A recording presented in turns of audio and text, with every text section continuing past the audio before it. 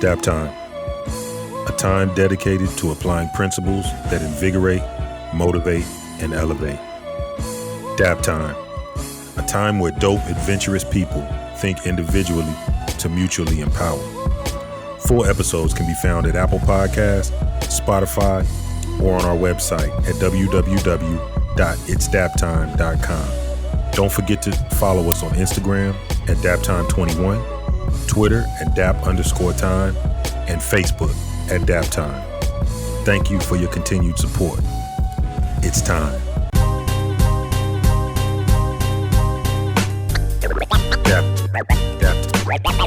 Yo, welcome back to another episode of Dap Time. I am AJ, also known as B-Dub, Bobby Westbrook, and I'm here as always alongside my partner in crime, the one and only world-renowned Big Dame.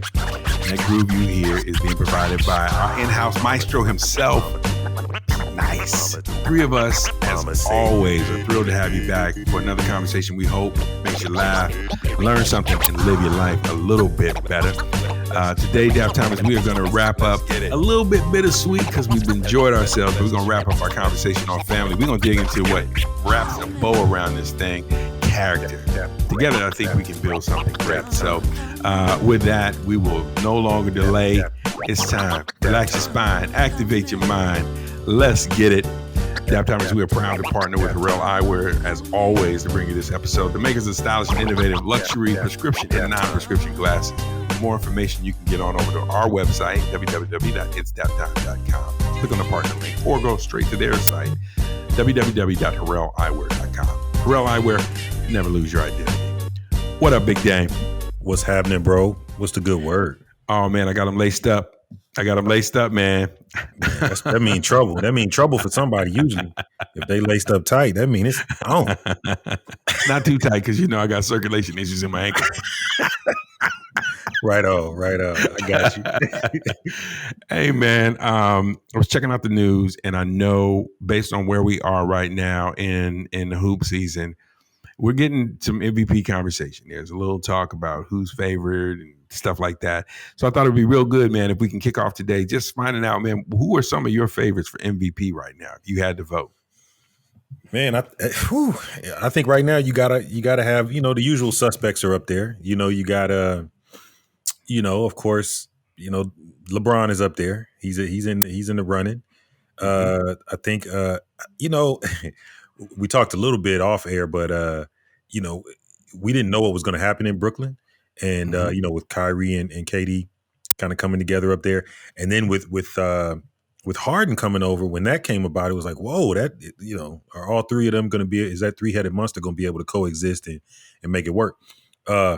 James Harden, I think, right now has made a case for MVP. In my opinion, he has been. He has stepped in. He wants to win. He said he wanted to win. He has showed up. He's showed up to work, and that's what he's done. I can only commend that. So he's in there. Another one I like, man, that I don't think, I think Giannis is probably in the conversation, but I think people are kind of getting tired of Giannis because, he's Peyton Manning. He's regular season. Aaron Rodgers, regular season, right. I got you, but playoffs, it just, and I'm not saying it's his fault. He just, the game changes in the playoffs. Somebody I like that I don't feel like gets enough love in the MVP conversation. He's just now kind of starting to get some, but I think Dame Lillard. I mean, if there was ever a most valuable player to a team, who else? Right. In Portland can carry that team. I mean, who does he have out? I mean, I'm not saying he doesn't have any help, but and they're a tough out for anybody and have been for years now. So they're always in it because of him. And he's clutch. He's clutch as anybody else in the game. So I really like him right now. But I think those three guys. And Joel Embiid. How could I forget? He's having a monster year as well. He is having a monster year. I think I have 5 players as well, kind of in the hunt. And they're in the hunt really because I think once you get past All-Star, the field is going to thin out a little bit because the competition is going to heat up. And I think some of the wear and tear from not having a traditional break, it will show up. either in mental fitness or physical wear and tear. And I think we've seen some of that with some of the teams having some of their big players go down. But again, I'm right with you. I think LeBron is certainly, as always, going to be in the conversation, if for nothing else than the fact that he's putting up big minutes. AD's out, and so he's got to carry the load, and he's got the Lakers playing, competitively. I'm also of the school of thought that actually I think Steph Curry is doing a great job. Not that I want to be a homer, but he is playing great ball. He's putting up big numbers, and the Warriors are a team in a rebuilding mode a little bit because you don't have Clay. They have had to restructure. They've got a lot of young players playing, but they're competitive. They were in the 7th spot. They've kind of been there, and right now, if the season ended, they'd be in the playoffs. So I think to have that team in that hunt with what we've got going right now, he's got to be in the conversation. I also think Joel Embiid is having a monster year. I think that the Joker's having a great year in Denver as well. Several triple doubles, and then James Harden. So I see it as a field that has some of the usual suspects, and then some. What to me is interesting is that you've got a big man in the conversation, legitimately, a legitimate center who's playing great basketball in the conversation. Joel is he's a monster. And he's playing like a center. He is. And he's playing like a old school kind of throwback. He's playing like a throwback and getting it done. He really is. Cheesesteaks and elbows, baby. That's all you getting down in the paint in Philly right now. And I love whiz. It. Extra whiz. So what is interesting as a surprise? Are there any surprises for you other than the conspicuous one, which I definitely want to talk a little bit about? Any other players other than Harden that are surprising you with the kind of year that they're having? Off the top of my head, no. I'll tell you one thing I am surprised about. I'm surprised that the Bradley Beal Westbrook experiment in DC is not working better than it is. I think their play complements each other, believe it or not. Mm-hmm. I think Bradley Beal does great off the ball. Westbrook, we know he's a dominant, he's an alpha on the ball, but Beal's playing out of his mind as well this year. I think if the Wizards were having a better season, winning percentage wise, you may be able to make a case for him. I don't know in the MVP, but I'm surprised that that's not working out better for them. If I had to pick one. Yeah, I think that's one of the ones that certainly catches my attention. I think the Boston situation is concerning to me, and in part because I in my honest opinion, Brad Stevens, the clock is definitely ticking fast. It's kind of like when the clock gets down that point where it's not minutes, but it's microseconds that are moving. I think he's at that point in the timer. You've got too much talent, and they should not be where they are. I don't think that's a Danny Ainge thing. I think you've got enough talent, enough pieces there. Now, I know Marcus Smart has been out some, so they rely on him. But when you've got Jaylen Brown and what they have on their roster, Kemba running point, come on, man. Tatum, Jason Tatum. I mean, that's 3 lethal weapons. Well, so that's my question. I mean, I hear you. And one, I want, because Kemba hasn't had the greatest of years. I don't know what's going on with him. He's had some moments, but I think he's a better overall player than what I've seen consistently throughout the year. So I'm wondering, and I guess if it's not being pulled out of him, that is the coach. It could be the coach. But what do you think it is? Do you think the rest of the league has caught up to his style of coaching, to his style of play?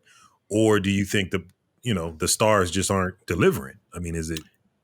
Here's what's even worse to me about it. I mean, coming from Butler, where he had, he wasn't getting a bunch of blue chip players there. I mean, Gordon Hayward is the star that came out of that program. I forget the point guard he had that did have a bit of an NBA career. I think last was seen in Atlanta, but you would think he'd be expert at taking undersized guys and really getting team philosophy to be successful, even at the NBA level. And give him 3 superstars, and it's like, hey, that should do it. But to your point, like, it's just not working. And it did work with less before. So maybe he has too much. Maybe that's the part of the problem. Maybe he has too much to work with. Well, that's what I was gonna say. I mean, isn't that kind of what he did in the beginning? You know, he kind of overachieved. You know what I mean? And maybe that's what we're seeing now. Maybe he overachieved so much early because in the beginning, I mean, nobody knew Tatum was going to be who he has become. I don't think everybody thought Jaylen Brown was going to be who he has become. And then you didn't even have Kemba at the time. You had Kyrie, but he, didn't play half the season. I think his knee. So, and they ended up playing better without Kyrie than they did with them. He's the Steve Mariucci of the NBA. That's tough. That's tough. I mean, Mariucci did the same thing with the Niners. He overachieved, and that next year, the expectations were just enormous because he overachieved. But I think in the NFL, man, the hook is quick. People aren't going. They're willing to go 4 or 5 years to see if you figure it out, right? They're like, hey, you didn't figure it out, gotta go. Whereas I think in the NBA, you get this long leash, especially in a place like Boston where they're not quick to do turnover. I think he's been given a lot of room to figure it out, but it's a struggle. And you may be right. It may just be that he overachieved and he's got too much to work with now. I don't know. I think, because he's essentially got the same team. I mean, he's actually got a better team now than he had, initially. He's got Hayward now as well too, but or had Hayward. But yeah, I don't know. I don't know if I can put it all on him, but then again, styles get stale. I think that's what happens a lot of times too. Mm-hmm. He's coming out of college. Nobody really knew his style of play, so he puts in his program. He's got these. It's fresh. It's new. He's got these guys going. The players are fresh and new. They're just fresh into the league at the time, and so he's rolling. And it could be that the league caught up with him. You know what I mean? The league is just like, okay. It's kind of like the Wildcat. The Wildcat comes about, and when this college style of play comes about in the league, all of a sudden, college coaches are getting more looks in the NFL and things of that nature. And eventually, it was just like, okay, the Wildcat is gone. So are most of the college coaches. Right. You know what I mean? It's just like they caught up with the style. So that could be what it is. I'm not sure. But I agree with you. Boston definitely is a disappointment this year. I had high hopes for him. So going to the other end of the spectrum, you mentioned it a little bit. James Harden going to Brooklyn, we were like, there's going to be too much going on there. Mm-hmm. And I'm not sure too much isn't still going on, but just because they're not on the court and subsequently not talking to the media every night, you don't have reason to be concerned. He's just balling. It's like he's in Houston all over again because he doesn't have KD on the floor every night. He doesn't have Kyrie on the floor every night. When he did have Kyrie on the floor or KD, they played well together. The question I have is they're out for injuries. At least that's what we're being told. They're KD's not 100%. Kyrie, we know, whether it's fluid on the knee or whatever, he doesn't play a full season. I don't know when he played a full season last, if ever, in the NBA. He didn't play a full season in college. So I was going to say, my concern is that when it comes down to it, are they going to be able to deliver? Are they going to be able to, as a team, come together when it counts? I think they're pacing KD, which I understand. He is coming off an Achilles. You can say what you want to say, but it's an Achilles. And I think he had some hamstring issues, which that could be in a connection with the Achilles, the back of the leg, So I'm okay with pacing him. I think Kyrie is I think he learned more from LeBron than he wants to let on.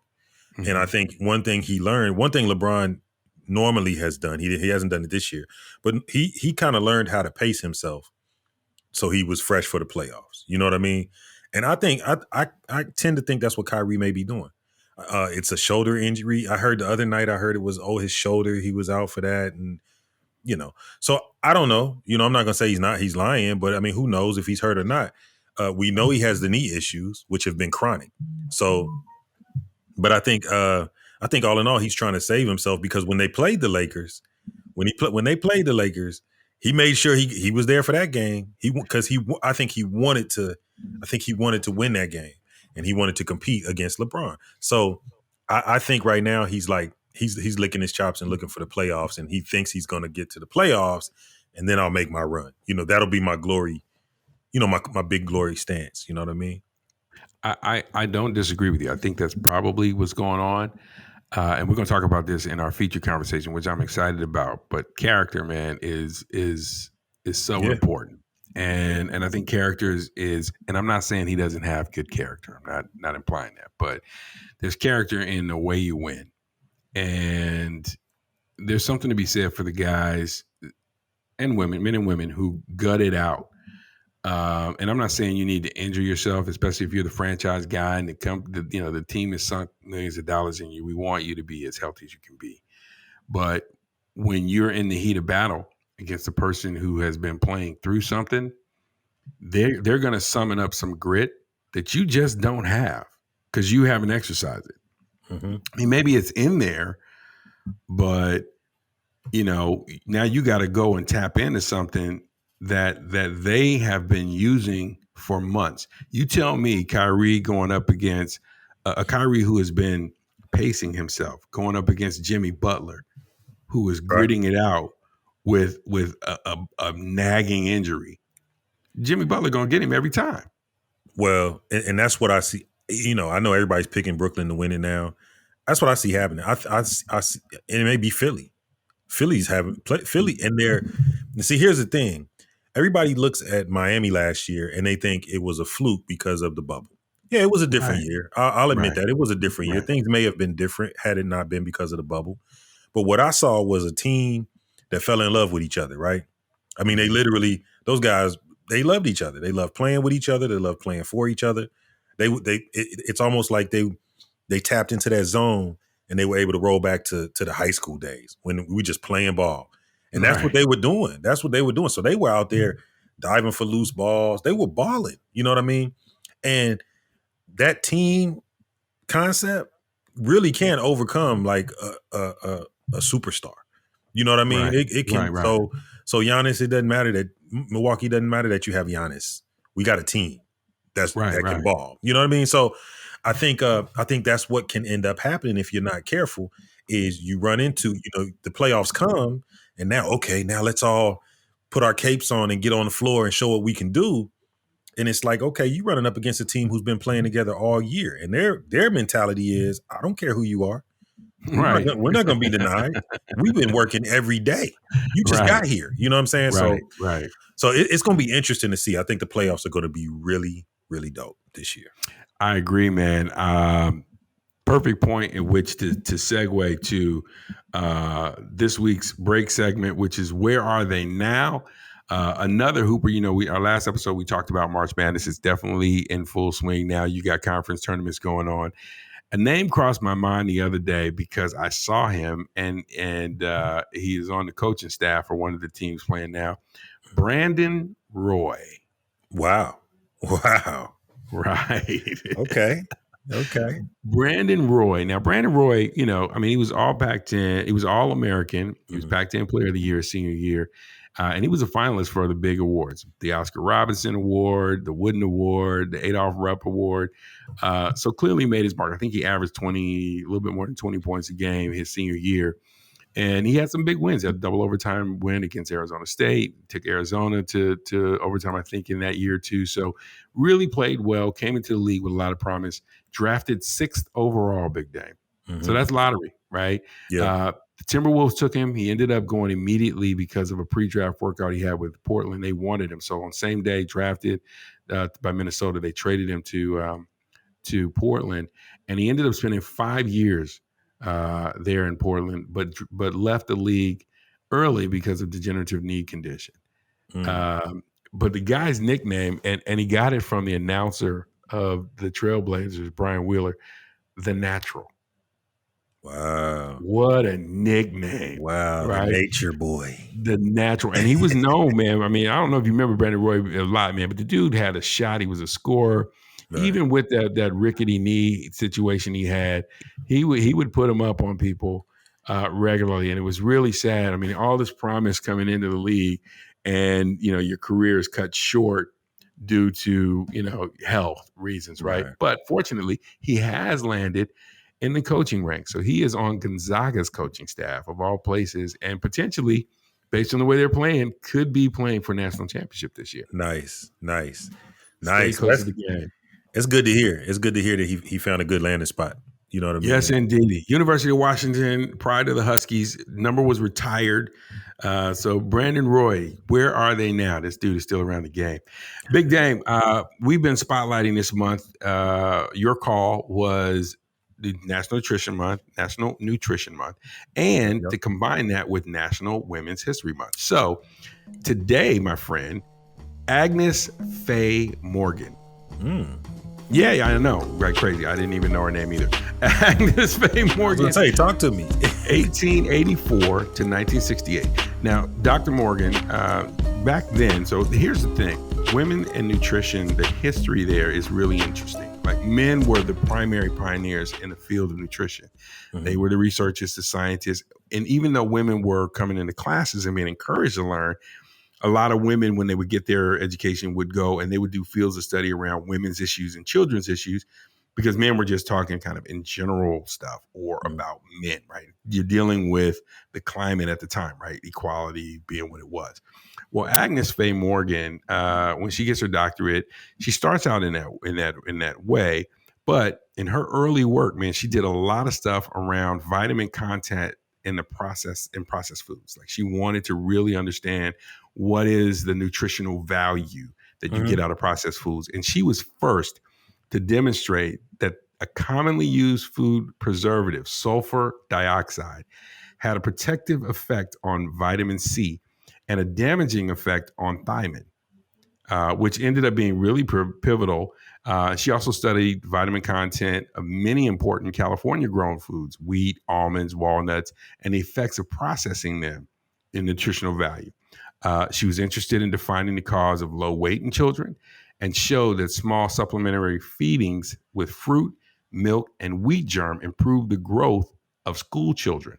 So she used various animal models, rats, guinea pigs, hamsters, cocker spaniels, etc., to analyze the relationship between vitamins and hormones. And her studies of dietary calcium, phosphorus, and vitamin D, and the hormone that demonstrated there had and an overdosage of vitamin D produced brittle bones and calcification of soft tissues. So this woman is like a pioneer in the field of the vitamin content in processed foods and the processing of foods and how it impacts us when we ingest it, both for the good and the negative impacts. And her study and research has fueled what we now know for a lot of vegans, vegetarians, and experts in the field of nutrition. So we want to shout out Agnes Faye Morgan, this product of Peoria, Illinois, and all she's given us. Big up. Big up. Boop, boop, boop. Big Dame, I wanted to kind of get through that because I was excited to get to this Keep It Live segment, which we're calling The Dope Game. The Dope Game.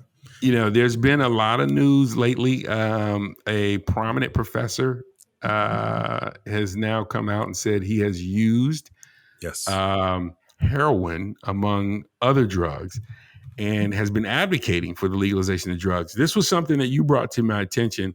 So I'm going to kick it to you to kind of take us where we're going to go on this, but I'm really interested in this topic. Yeah. So professor, he's actually a neuroscientist out of Columbia. Carl Hart is his name. He just released a book. And the book is actually called Drugs, Society, and Human Behavior. Okay. So let's see. No, I'm sorry. Drug use for grown-ups. I apologize. So drug use. That's even better. Even better, right? You got to be a grown-up to do the dope.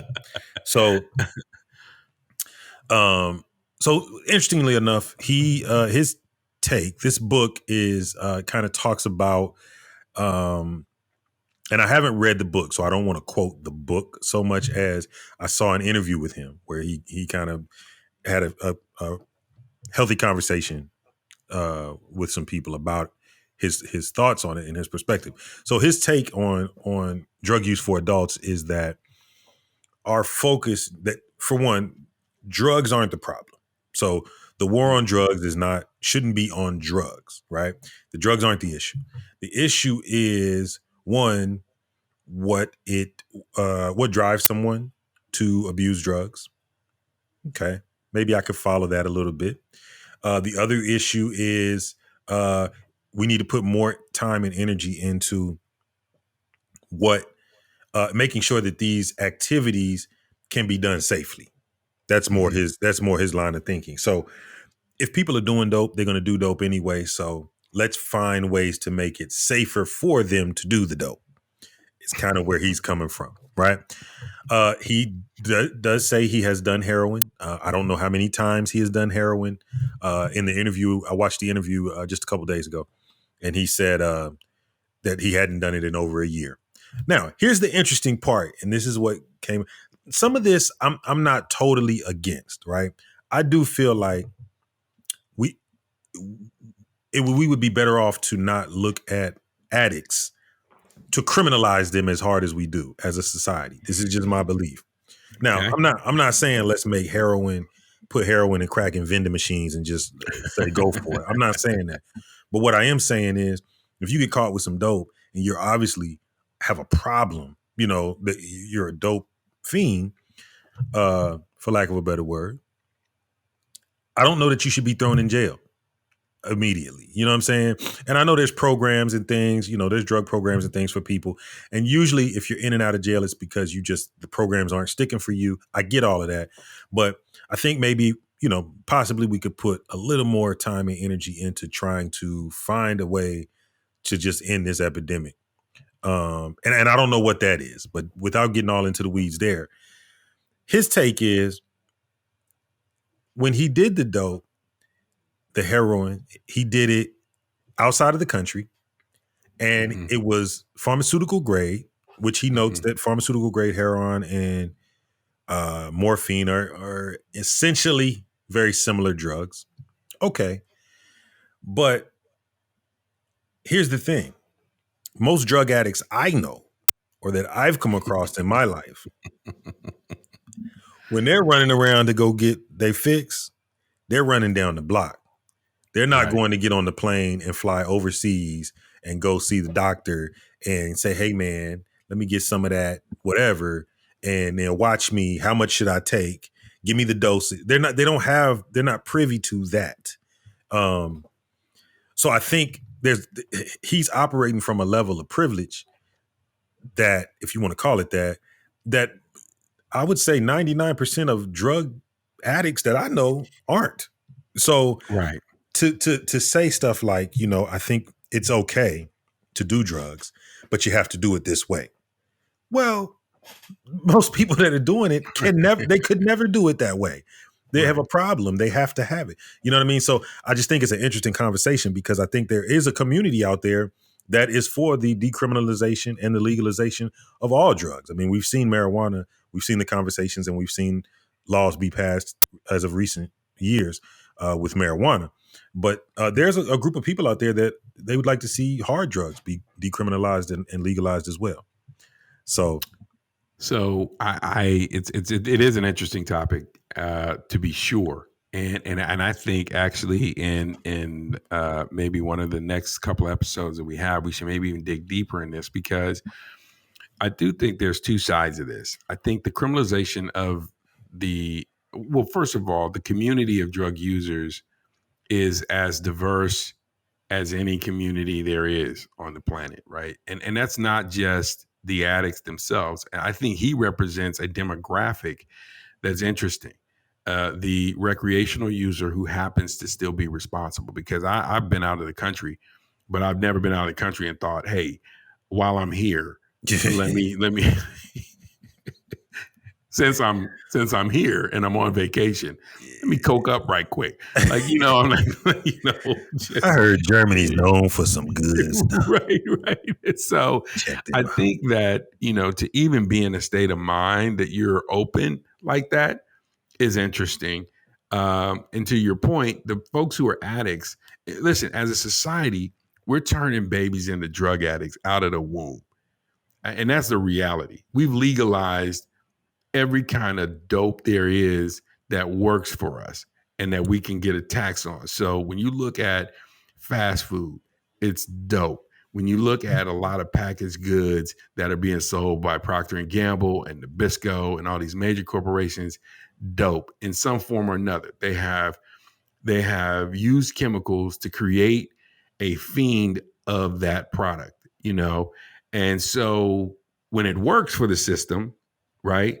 And you've turned in, little Ricky into an obese 11-year-old who can't function unless he has a Pepsi and a bag of chips and a candy bar. We're cool with that. We'll deal with Ricky because Ricky will be, fiending and paying us for years. At the same time, if Ricky happens to be the product of a home environment that bruises his emotional and intellectual development to the point that he wants to venture into harder dope, that is now you can't get off the rack in the liquor store, but you can get behind the liquor store from someone, so be it, right? And we've got a bunch of people. So I think society as a whole, when you look at the dope issue, what society has said and not wanting to confront is that we like some dope, we don't like dope we can't control or regulate, and that might produce the kind of social issues that we don't like. If I don't have to see you running up on me asking me for my money or be worried about you breaking in my house, then that's cool. But when I got to be, or if you're taking my child and my child that I had all this hope and promise now is broken because they're running behind the liquor store or to your side of town to get dope, or they're now, and I think that's the whole thing with a lot of what people are dealing with, with these pills, is that they're getting, Percocets and all this other stuff, and even heroin, right? Heroin has made a comeback in the last decade. Like, for a while you didn't hear about heroin, and now it's a very popular dope. So I think his point is, if you legalize it, maybe you can get away from some of the narrative, the stigmas. But the reality is that you have people that are dope addicts, but they're addicts already. And they're never going to be the kind of functional individuals until you deal with their core issues. And you can't even begin to deal with their core issues in the society we have today on a scale that will impact or catch up to a legalized system of providing them access to drugs. I think you mentioned pills, and I think that is a prime example of why this ideology won't work. That's it. This is the pills are an example of what he's talking about. Now, pills aren't given to people for recreational use, but that's why there's an opioid epidemic going on and has been going on, because people were getting pills for genuine health issues. Back pain. I had surgery. I got chronic arthritis. I got, whatever the issue is. We have these new pills. They're called Percocets. Here, have some. We have these oxycodone. We have Oxycontin. We have all these different pills that we can give you for pain, just to help you deal with the pain. Now, take one every 6 to 8 hours as needed. Don't operate a vehicle. Do not mix with alcohol or any other drug. You know what I mean? So that's the doctor's care. So what you have is pharmaceutical grade drugs, right? You have doctors giving you dosages, and you're under a doctor's care with it. So that's the safest possible way you could take that drug, right? So how did it turn into what it's turned into? Because that individual was not seeking a little, just to feel better from the pain a little bit. They got that taste, and there's something else underneath that they need to numb themselves from, and that's In essence, that's Well, what an addict is doing. well, and I'll go a step further. When you talk to people or you hear stories about people who got addicted or had issues, you have responsible people whose lives were turned upside down because the addictive nature of Percocet, Oxycodone, Oxycontin, that stuff was never understood. So even though the doctors were, let's say it wasn't understood, it wasn't emphasized. So doc's telling you, hey, hear me when I tell you this. And you're like, okay, cool. And so you think going home, well, this is like taking extra strength Tylenol. So you taking it to get through the pain, but by day 4, you're hooked. Right. So now day 5, and you most of the stories you hear, people didn't even realize that they had already taken one and were riding that one when they were taking another one. You talked about the rise in heroin, which was interesting to me. And I'm going to tell you why there's a rise in heroin, because that's what these pills are in essence. I mean, it's not the exact same thing. It's scientifically put together differently, but these pills are heroin. These Percocets, and these kids are taking large levels of Percocets. Right. This codeine, this syrup that these cats, it's heroin. It's all heroin. It's the same effect. That's why you see people nodding out. You see kids now, they're not running around drunk, punching windows, acting crazy, or they're not mellow, smoking. They're high off dope. You know what I'm saying? Right. And so they're leaning, they nodding out and all that type of stuff, slobbering on it. They're out of it. You know what I'm saying? That's why you're seeing a raise in heroin, because now once you're hooked, I can't find no pills. I can't find this. Some people are saying, well, I'll try that. May as well, if it give me the same feeling. You know what I mean? I think it's in essence, the same thing. So I think, you talk about how it can ruin somebody's life. I used to live an apartment building I used to live in. This was years and years and years ago. I used to see this guy come by. So now there was a particular area in the apartment building where people sold drugs. Everybody knew it. Wasn't my business. I'm going out of here. I'm going to work. I'm coming home. As long as I'm good, I'm good. It's you know how it is. Just wasn't my business. So, but there was a guy that would come by, and the first time I noticed him come by, he drove by. He had a nice little truck. White gentleman, dressed nice. I thought maybe he was. I don't know if he was going to rent a place or maybe he was a real estate developer. I didn't know what he was. He looked very professional. But he went to this particular area where I knew they sell drugs over there. So I knew what they were doing. Right. So when he ends up over, now 4. So now he ends up over there, and I'm like, okay, he's either a Fed on the take, right? He's going to pick up his money, or something's going on, right? So when I tell you, bro, within about a week, he still had the truck, but when he showed up, he didn't look professional at all. He looked like he had just got off a construction job. You know what I mean? Jeans, t-shirt, dirty. And about another week, I didn't even see the truck. He would come walking around the corner and just walking down that quick. I mean, he probably had some stuff going on before it came to that. Right. Before I saw him, but that quick, he was Skid Row. So it's not something that you want to. When you write a book and you get out and tell people, it's not really the problem. I think we should legalize it and let people do it. As long as they're doing pharmaceutical grade and they're adhering to these points, it'll be okay. You got to be careful how you say that, because kids are listening.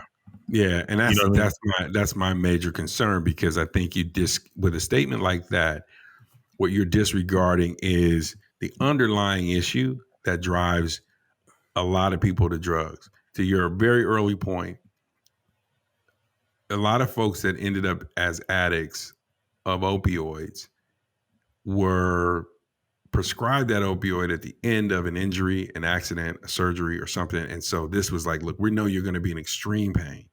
So this is the best thing we can offer you to cope with that. Otherwise, you're going to go home and you're going to want to shoot yourself.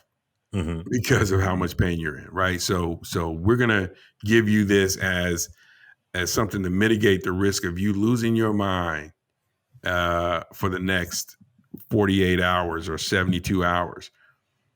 But But there are a ton of people who just turned to drugs because the pain they were feeling was mental, emotional, life scars. And I love this as a lead up to what we're going to talk about in our feature segment, because talking about character, talking about those things that get you through, and the importance of a family providing you a sense of character that you can draw on. Because a lot of times when you deal with addicts who recover, what they end up having to pull on is character. You gotta dig deep to find that thing. And drug addicts, the very first thing that they lose is a sense of self-worth and value. Mm-hmm. And so after a while, to your point, my man didn't care about that suit. He didn't care about that tie. He didn't care about that truck. And who God knows what else he lost along the way in his sense of self-worth as he pursued that high. And that is where a great majority of drug addicts are. And they're using the drug to deal with something that has nothing to do with physical injury or pain. It's to escape something mental or emotional. So definitely think we should do this again and dig deeper. Really quick, Depth Timers, we want to take a second to give a shout out to our partners, How We Feeling, ironically, who are developing a platform that helps you engage authentically online and track your journey and chart your journey and really have a sense of where you are in your journey. So regardless of what that is, your journey is to find a new job, or your journey is to navigate after, suffering a loss in life, or you're trying to get fit, or you're trying to learn a new hobby. Whatever it is, you find a community, connect with people, and start building conversations that help you identify milestones you want to achieve, overcome the obstacles you face, and realize the success in the areas that are really important to you. So visit their website, www.howwefeelin.com. That's HOWEFEELIN. Sign up, become an early adopter, and learn how to develop and leverage that platform for yourself for best results. Everybody's got a story. Just change the way you share yours online today. Big Dame, it is now time.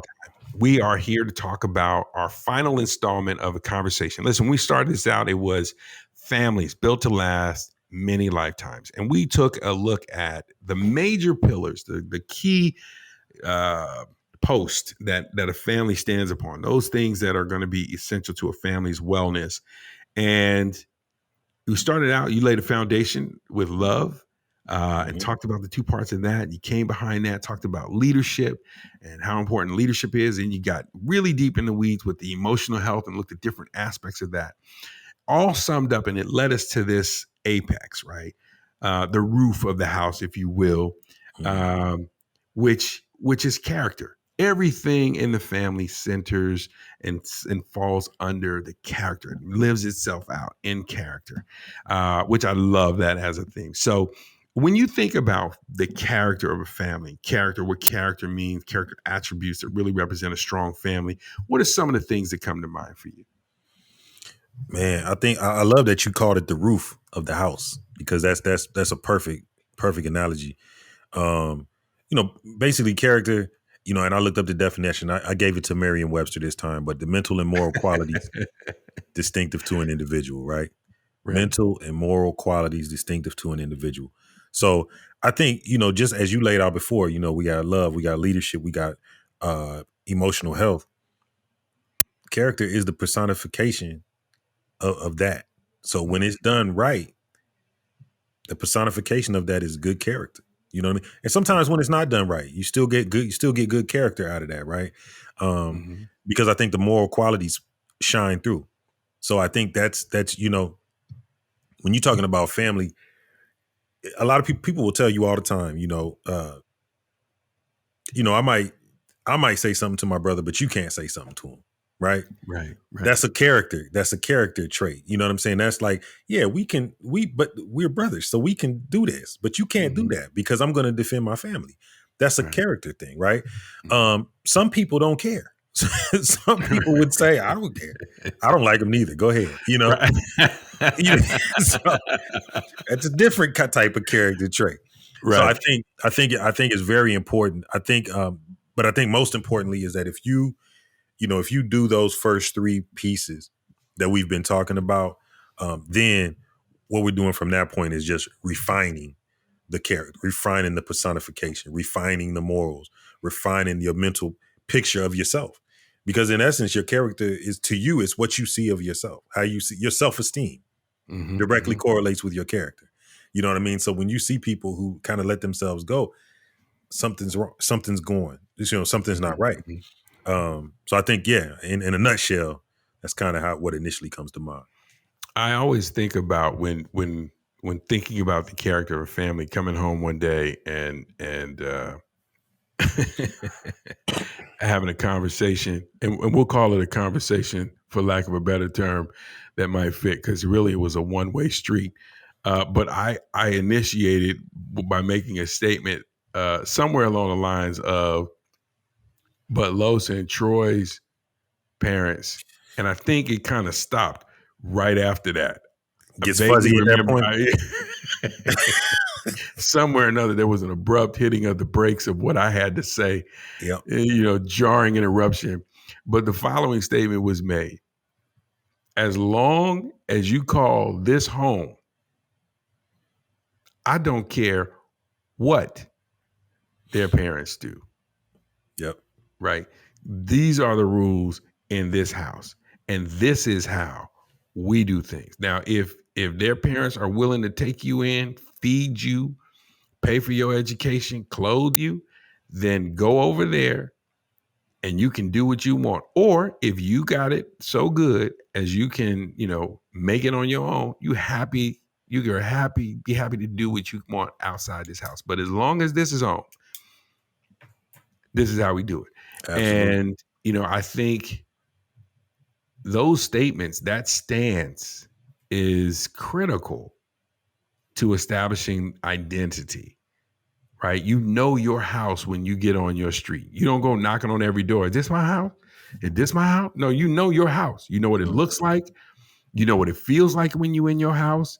When you go to your friend's house, you can chill. Man, it feels cool. I have fun over here. But you know how different that is from your house, right? Or even if it's very similar. I mean, our parents raised us very similarly, but there were those distinctive differences that made my home, and their home, their home. Mm-hmm. And I think how you live out love. There was a lot of love in their homes. There was love for me in their homes. But the way love manifested in my house was crafted for me. Mm-hmm. And it's complementary, yes, but it's different. There's something to be said for being able to call something your own. Mm-hmm. So to that end, generosity and discipline are distinctive ways that love is made manifest in a home. They're different, right? Mm-hmm. The way your family shows generosity to you may be different than the way my family shows generosity. Very positive, right? But that's a giving thing. The way your family disciplines you, tough love. The way my family disciplines me, tough love. Very similar, but distinct. Tailored for me, tailored for you. I think those are things that oftentimes when families find themselves fractured, it's because those attributes that really reflect the character, someone is not embracing. And you have to embrace the character of your family because it's made for you. Yeah. Yeah. I often tell my kids, I used to tell Rashad this all the time, that if you don't show up to the party, you won't be there. Nobody else can be you. You know what I'm saying? Nobody else can be you. So it's imperative that you are you. You know what I'm saying? Don't try to be little such and such or big such and such that you see on TV. You know how it is growing up. Kids are trying to find themselves. They go through that stage. But that's something that I always used to tell them was, look, when it's time to show up, if you don't show up, if you don't bring you to the party, then you won't get to the party. It's up. You're the only person that can bring you there. Right. You're the only person that can be you. And so to your point, I think that's critical. And I think it goes back to the mental and moral qualities, right? Because mentally, you have to be okay with yourself. Morally, you have to be okay. You have to be able to look yourself in the mirror. It's an old saying, cliche saying. Can you look yourself in the mirror the next morning after what you did? You know what I mean? But that's true. That's true. I mean, it's possible to get into a place where you can't look yourself in the mirror. You can't be happy with who you've become. And I think that when you're talking about character, it's important that, all those things you said, the individualism, the oneness, the ownership of what's yours, all of that helps to build and pour into you that you have something that's your own. You know what I'm saying? So you don't feel like you have to go elsewhere to get an identity. And I got to do this to be accepted, or I got to do that to be accepted. No, you don't. No, you don't. You just have to be you to be accepted. And so I think that's where that comes from. It's funny, man. I as a very very young kid, I might have been 10 or 11. And stayed with my neighbors who were really cool. I was really cool with them. The twins, Lionel and Donnell, and his sister was Robin, little sister. And so I stayed with them for the weekend. And the mom was super cool. So they were older than me. The two dudes the twins were older than me by maybe 3 or 4 years. So they were like high school age, I think, at the time. So freshman and sophomore. So we ride our bikes one day over to Thrifty, I think it is. And this is boombox era, right? So back then, you got boombox. If you're going to be outside with the boombox, it's vitamin D. It's the D size battery, the double D, big batteries you got to have. So one of them, and just to protect his reputation, I won't say which one, had the brainhead idea to like, hey, we'll steal these batteries because there was a big bin of loose batteries for sale. We pocketing in the batteries, whatever. We get outside and he's jiggling, whatever, and we're on our bikes and we're riding home. Listen, you're talking probably 30, 40 batteries, too, kind of like, right? So he gives me some, he gives his brother some. I get my folks get back. I go to the house. They give home. Where you get these batteries from? Right? I'm not a thief. And I'm also not, I'm not that guy. So we went to Thrifty's. you don't have no money. Where you get the batteries? And why do you have these batteries, right? I folded, bro. I folded. I couldn't come up with a quick story. The lights got hot. You know what you did right there, right? Right. So I'm just gonna guess it was Lionel. It was Lionel. You don't have to incriminate him on the air. I'm guessing because this is why. I'm gonna tell you why. I'm guessing for sure that y'all called him Lonnie. Somebody called him Lonnie, and he probably wore a do-rag with the cape out. Cat's name Lonnie that wear the do-rag with the cape out. You gotta watch, man. Gotta watch it. And ironically, you nailed it. But here's the thing that's funny. So I get the whooping, right? Clearly, I took the L that I stole the batteries. I didn't tell on them, right? I stole the batteries at Thrifty. But so I take the L, go outside the next week because I'm on punishment now for a week. So the next weekend, I'm out on my bike, clowned by everybody. Oh, you got what? So, we sitting around on our bikes and now I'm hearing stories, and Lionel down there, oh man, we ain't got a whooping since we was like 6 or 7, boom, boom, boom. Let's fast forward.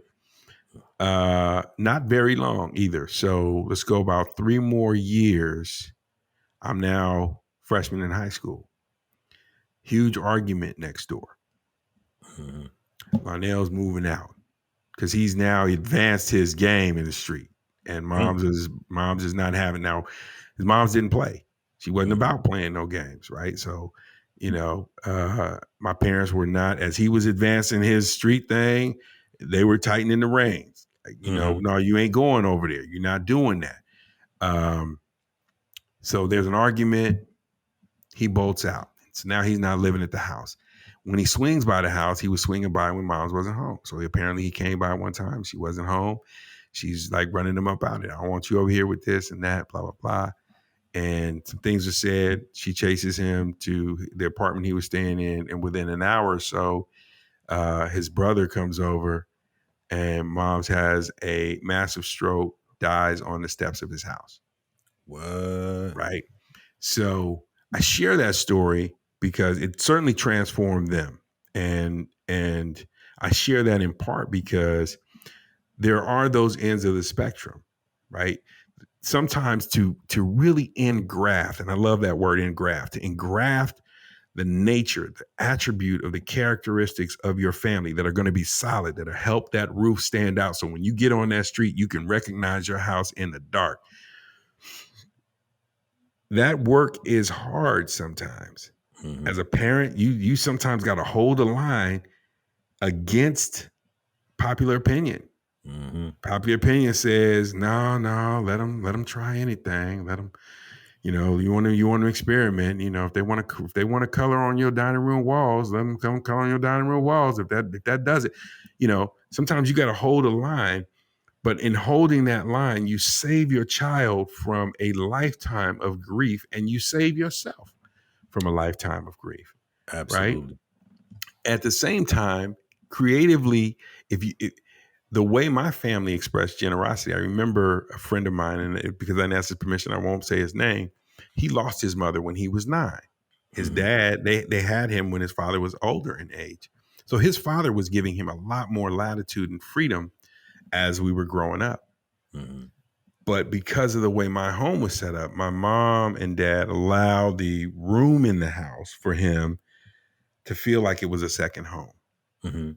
And as we've grown through life, the love we've shown, it just worked out in life that he also lost his father in our adult life.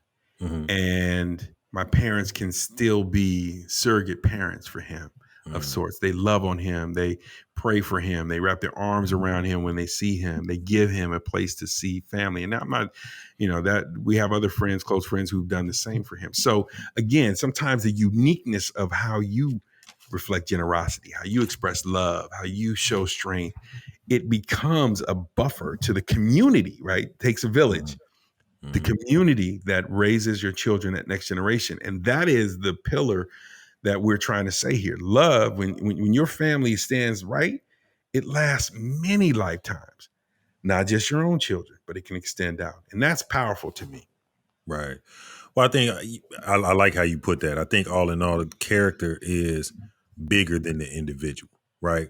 So when you look at it from a community aspect, there has to be the character of the community can supersede one kid. Every kid's not going to be perfect.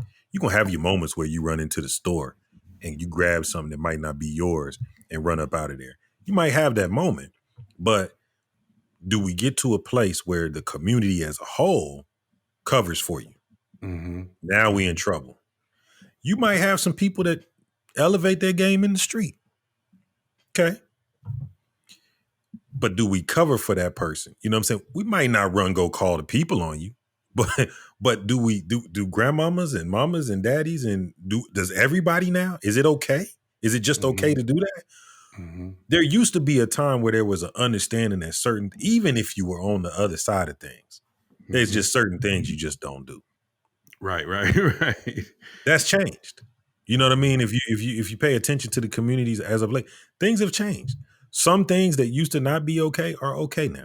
You know what I mean? Let's just do everything in front of everybody. And well, the money is okay. So I mean, I guess I pay my light bills and well, he ain't hurting nobody.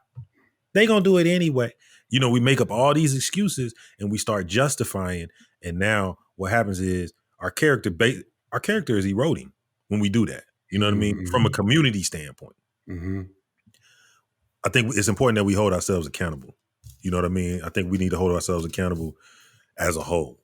Because I don't expect everybody to be perfect, but I expect us to uphold a standard as a community. And I think that's crucial. I think just by the stories you told, because the community upheld a standard, you got a little leeway and you can come back from it. You know what I mean? When people think about, they might ask the question, what's so important about it? What's so important about it? There's a story of a guy, very talented musician. His family, his father was a preacher, his mother, prayer warrior to this day, I believe in her 90s. But like a lot of kids who grow up in church and PKs, preachers' kids, and they find their way straying for whatever reason. This young man strayed, got on drugs at some period of his life, and was really, really out there bad. Found himself in Oakland and in a very bad situation. 2:30 a.m. hops the fence to my parents' house, rings a doorbell, crying. I need prayer. Wow. And knew he could get prayer there. Turned his life around that night. So I say that to say sometimes it's to stand where you have to stand, to your point, in the middle of a world that says don't be different because everybody's going this way. Mm-hmm. You know inside yourself what you were raised with. You know inside yourself what the higher call is, but sometimes it's uncomfortable. Character is not, it's not that thing. Character is not the capri pants that everybody is seeing on television, every 30-second commercial break. You know what I mean? Right. Character is not the Sony Walkman. It is not PS5. You know what I'm saying? Because you don't sell it like that. You don't sell character like that. You sell character with grit and with tough road because it requires going against the grain sometimes, and that is what I think the call has to be.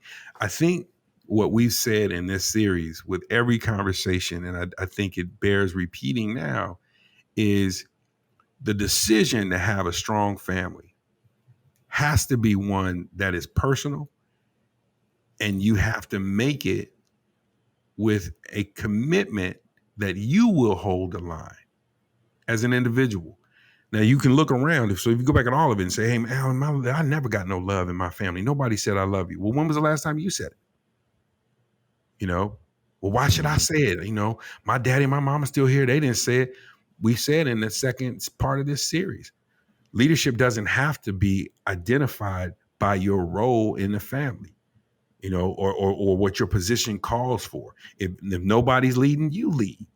Mm-hmm. Right. And you set a tone because it's right. And the wonderful thing about all of this, Big Dame, is that it's true. Mm-hmm. And truth is timeless. It is the one, it's an impregnable, unbreakable stone. And so if someone listening to this says, I've not received love, or I haven't been able to get out of grief, or what, listen to your heart. It'll tell you. You make the choice that I want a strong family. You start reflecting the values you want to see, and watch and see if there won't be someone to raise a hand soon that says, man, I'm glad you did that. I'll go that road with you. Mm-hmm. Man, I'm not sure what to do right now. I feel like we need an altar call or something. I don't know. But I know we can't do an altar call right now, but we can have a word from our sponsors. You know what, Big Dame? That is a timely transition because we believe in one characteristic above all, and that is do not be funky. Mm-hmm. Don't stink. Do not stink. Thankfully, Samira Jacobs and her mother, Diatziun, have come alongside Dap Time to make sure we don't stink. So we love this group. We love their company. We love what they stand for. Diatziun 2R1. They're all about reinventing our approach to baths and showers. Samira makes these amazing bath bombs that are creative and styled well, but they also have all natural organic ingredients. And she makes these body scrubs that are divine. I have to tell you, Big Dan, she makes this one with tangerine. She also makes one with this Egyptian musk. Beautiful stuff, man. So they're for children of all ages. They're for adults as well. And what I love most is that they're affordable. So when you get a chance, Dap Timers, visit either our partner link, click on her icon and go on over to their website, or you can go straight to their website, www.diatziun.com. That's DYADSEYOUN.com. Peruse her catalog, definitely support her.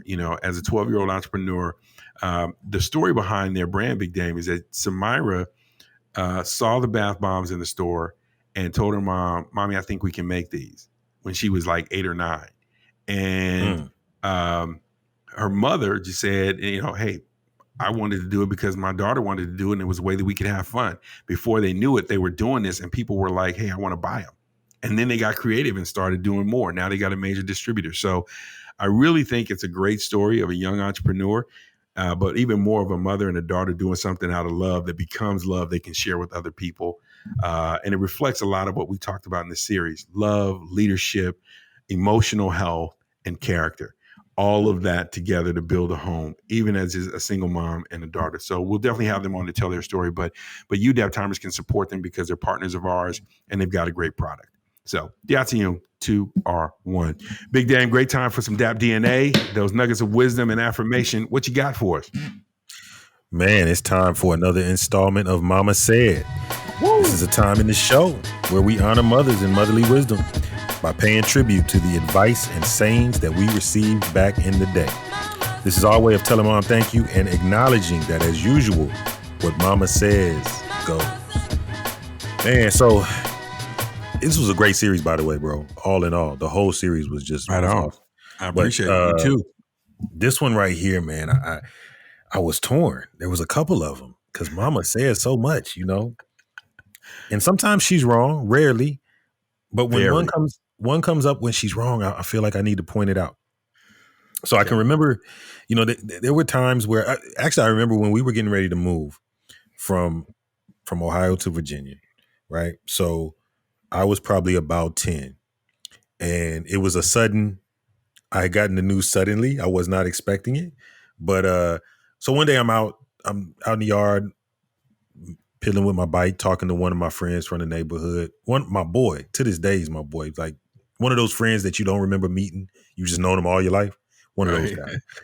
So we were talking, and Moms had came out and called me in. Like, "Come on, time to come in and get ready to eat and whatever."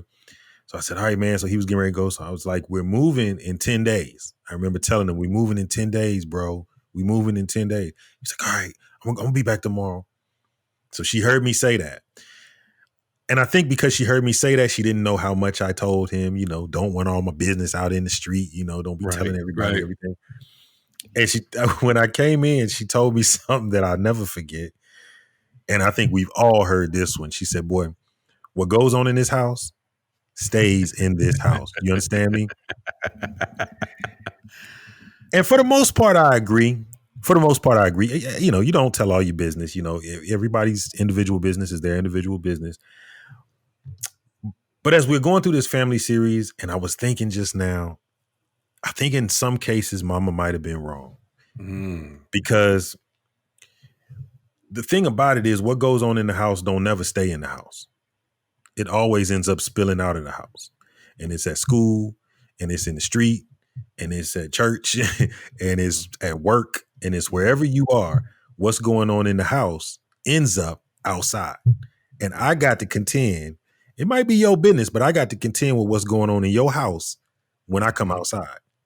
So I think it's important, as we talking about character and all of those good things, it's important that we remember to use these tenets that we've talked about: the love, the leadership, the emotional health. Pay attention to those things, because at the end of the day, when it's time to put the roof on and the character is correct, that house is going to be in somebody else's neighborhood. You see what I'm saying? Right. And you don't want to be the house. We go back to we go to Detroit quite frequently. Detroit was a bustling city at one time. The particular neighborhood I go to is on the west side of Detroit. And when I tell you that it's nothing to find 5 or 6 houses on a block with 3 walls. I mean, it's rough out there. You know what I mean? Some beautiful houses, but just some of them have been abandoned. You don't want to be that house. You understand what I'm saying? You don't want to be the house that neglected a load-bearing wall here or a load-bearing wall there. Or maybe there's a hole in the roof. You didn't top it off the way you should have. So all of these tenets that we're talking about, the love, the leadership, the emotional health, and the character, they're all equally parts of the house, and they all have to be taken care of and dealt with meticulously, so that the house can be whole. Mm-hmm. So that's all, man. I mean, at the end of the day, Mama said what goes on in this house stays in this house, and I get that part. But at the end of the day, it's going to always fall out of the house and end up in the street. And if you want your house to look good from the street, make sure that you build on all of these tenets and take it seriously. And even if your kids are grown, if you've had family issues, if there's things going on, if you got breath in your lungs, it's still time. It's always time. So once you know better, do better. That's it. Big Dame, I can't thank you enough, man. I agree with you. I've loved this series because I think we've lived it. Absolutely. And lived all parts of it. I mean, nothing's perfect. So it's been beautiful to share it with you. But and Pete and I, you don't miss. So thank you for being on time, keeping the needle on the record, baby. But most of all, Dap Timers, please know that sharing it with you has been important as well. And we hope that you share it and come back to it. So share it with 10 people. You know what I mean? Your family members, your friends, your coworkers. Somebody's house on your street is looking rickety and the walls are shaky. So pass it along. If you haven't done so, get on over to the website. As we always tell you, go on and put in your email, www.itsdaptime.com. It's itsdaptime.com. And just give us your email. Drop us a line. Let us know what you think of the series. Let us know if we missed something that you think we should have covered, or give us your feedback. Tell us your story. Weigh in on the conversation. Be a part of it any way that you can. And if you don't do it on the website, you can certainly do it on social media, on Twitter at @DAP_time, Instagram at DAPtime21, or on Facebook at DAPtime. But however you do it, again, share with 10 people at least. Bring the conversation to more people so that we can create a movement here. We're trying to, like we say at the outset, laugh a little bit, learn something, but together live a better life, create the world we want to see of harmony. So we'll leave you now, as we always do. When you wake up in the morning, look in the mirror. There is your competition. We out. Peace.